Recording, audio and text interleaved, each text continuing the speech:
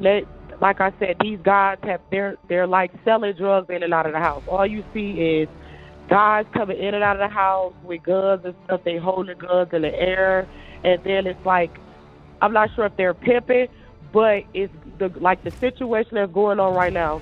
This girl doesn't have on any clothes. Well, police say the woman who made the 911 call that ultimately led to the death of Atlanta rapper Young Scooter was not telling the truth. We first let you hear that call yesterday at noon, and that caller has since been arrested.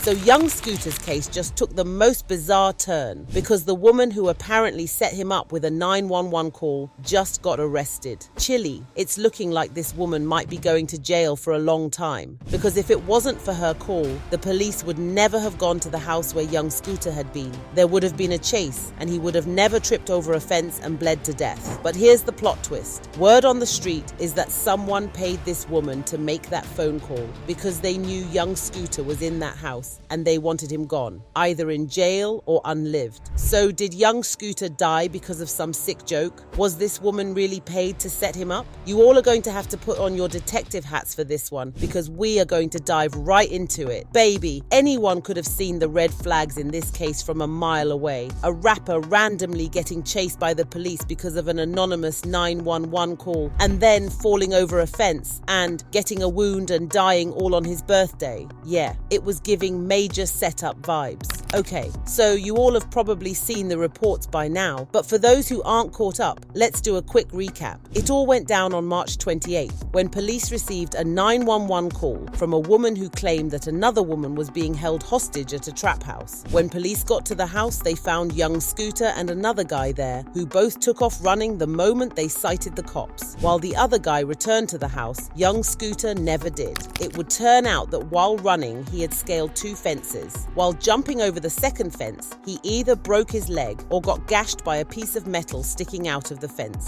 According to reports, this cut hit a major artery in his leg. When police finally got to him, they tried to help stop the bleeding and rushed him to a hospital. However, by the time he got there, he was pronounced deceased. Being from the 200 block of William Nye Drive in Zone 3, officers responded to a dispute with a weapon. It was advised in the call remarks that shots were fired and a female was dragged back into the location.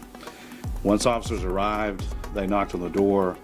A male opened the door and immediately shut the door on the officers. The officers then established a perimeter. During the process of establishing the perimeter, 2 males fled out of the rear of the house. 1 male returned back into the house. The other male jumped 2 fences as he was fleeing. When officers located him on the other side of the fence, he appeared to have suffered an injury to his leg. Officers rendered aid and he was transported to Grady Hospital where he was pronounced deceased. That male is going to be a 39-year-old male out of Atlanta. Just to be very clear, the injury that was sustained was not via the officers on scene. It was when the male was fleeing. Now, here's what's crazy about this whole scenario. When the cops searched the house, they found a bunch of illegal substances. It was a trap house, so that wasn't exactly surprising. You know what was? The fact that none of the things the 911 caller said was true, or at least they didn't appear to be true. There was no woman, no signs of violence, no shootout, no nothing. It was like all those things mysteriously disappeared before the police officers arrived there. Something just wasn't adding up, and fans on the internet were going wild with the speculations. Did Young Scooter know this woman? Was she some bitter ex who wanted to get back at him for dumping her? What really happened here? The fact that everything went down on his birthday made it look even more suspicious. Baby, there were whispers floating around online that Young Scooter had been sacrificed. That birthday angle just made it look really weird. The chances of anyone dying on their birthday out of all the other 364 days in the year are pretty low to begin with. But when you add the fact that he died so mysteriously seriously to it, it starts looking real sketchy. And then there were the people who believed young Scooter was set up by people he had some shady dealings with in the past. See, the Atlanta rap scene, which young Scooter was a part of, is heavily influenced by the life crime. Rappers like Future, Gucci Mane, Doughboy, and of course young Scooter all came from the same Atlanta neighborhood where young Scooter grew up. When he was 9, young Scooter's family moved to the Kirkwood community of Atlanta, Georgia, also known as Lil Mexico. The area had a very strong rap scene, and they especially had a lot of trap rappers there. So, young Scooter was heavily influenced by this culture while he was growing up. Unfortunately, Lil Mexico was also very high in crime. It's filled with mostly African American and ethnic minority families who have very low incomes and little to no access to government welfare programs. So, of course, there's a lot of gang activity and other crimes. Young Scooter got into this life pretty early, and by the time he was a teenager, he was already heavily involved in low-level crimes. In 2008, when he was around 22 years old, young Scooter was arrested and charged with. When he got out, he finally decided to face his music. Over the next few years, young Scooter established himself as one of the hottest rappers on the scene. But it wasn't until 2013 that he got his big break. That was the year he released his mixtape, Street Lottery. The project pushed him to mainstream fame. He started getting recognized by big music magazines and collaborating with big artists like Rick Ross, Birdman, Lil Wayne, and Gucci Mane. The mixtape is still a favorite for many of young Scooter's fans. However, young Scooter's past life caught up with him just when his career was reaching new heights. In April 2013, young Scooter was arrested for a parole violation. He ended up sharing the same jail cell with Gucci Mane, who was also in for a parole violation. Young Scooter spent 6 months in jail before getting released, but he would have more run-ins with the law after that. If you know young Scooter's music, then you know many of the things he rapped about were his real-life experiences. His music was heavily influenced by the gang or kingpin culture, and he mostly rapped about women and money. Because of the lifestyle that a lot of fans felt young Scooter lived, there were rumors that he could have been involved in some shady dealings that earned him a few enemies, and the ops were probably the ones who set him up. There were also whispers that it could have been a deal gone bad. I mean, think about it, guys. What does this woman stand to gain from sending the police after him, unless she was an ex that young Scooter did dirty? And even that is a massive stretch, because how did she know his location? And how did she know when exactly to call the police? Everything about that 911 call was weird from the beginning. When Atlanta PD released the 911 call, it became pretty clear that there was something else going on behind the scenes. The first red flag was that the caller seemed to be adding so many details, like she wanted to make sure the cops would go to the house by any means. She first claimed that the house was a trap house where many illegal things were going down. Then she added that there was a woman who was being held hostage. She said the woman ran out naked and she was bleeding, but someone dragged her back inside and they weren't allowing her to leave. And basically, like I said, these guys they're like selling drugs in and out of the house. All you see is guys coming in and out of the house with guns and stuff. They holding guns in the air, and then it's like, I'm not sure if they're pimping, but it's the situation that's going on right now. This girl doesn't have on any clothes. They threw her outside. He was fighting the girl. He literally fought the girl. I'm not sure what they was fighting over, if they was fighting over drugs. That's what it sounded like. It sounded like they were fighting over drugs. And then they started shooting. She had someone come over there and they started shooting.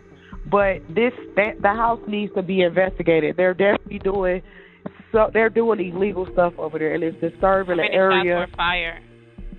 I would say 3. It was 3 shots. When did it happen? It's happening now.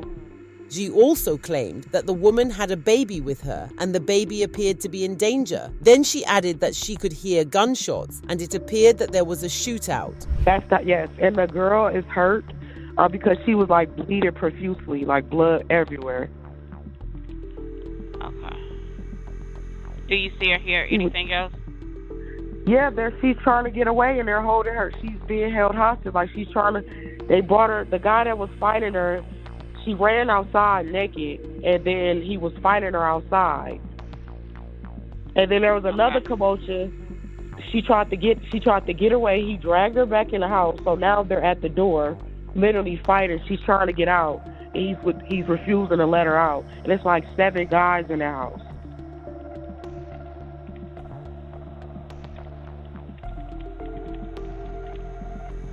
Okay. Give me one moment.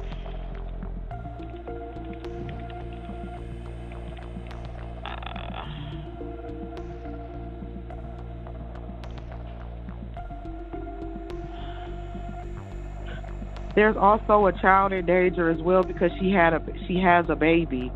Now, these things do happen, and any police officer listening would feel compelled to at least do a welfare check, even if they don't entirely believe the caller's claims. I mean, who would hear that there's a house with a ton of narcotics, a bleeding woman, and a baby being held hostage and wouldn't react? But that's exactly what a lot of people had issues with. If you listen to the recording again, it sounds like she's desperately trying to make the police officers believe what she's saying. However, when police officers got there, they didn't find any evidence that there was ever a bleeding woman or baby in the house. They didn't even notice anything out of place or any signs of a shooting. So did it all just magically disappear? The woman injured at all? So we were not able to locate a female. We ended up with 2 males and the decedent. And you said the dispute started in a car, a moving car? No, outside of the residence. And then a woman was drugged back into the... That's what was reported. We have not been able to substantiate any of that, which is also a part of our investigation. And then when he jumped over the fence from one victim, what wound did he shoot himself? No, there was no indication of anyone being shot. This appears that there was, when he fell, some type of fracture injury to the leg, which caused the bleeding.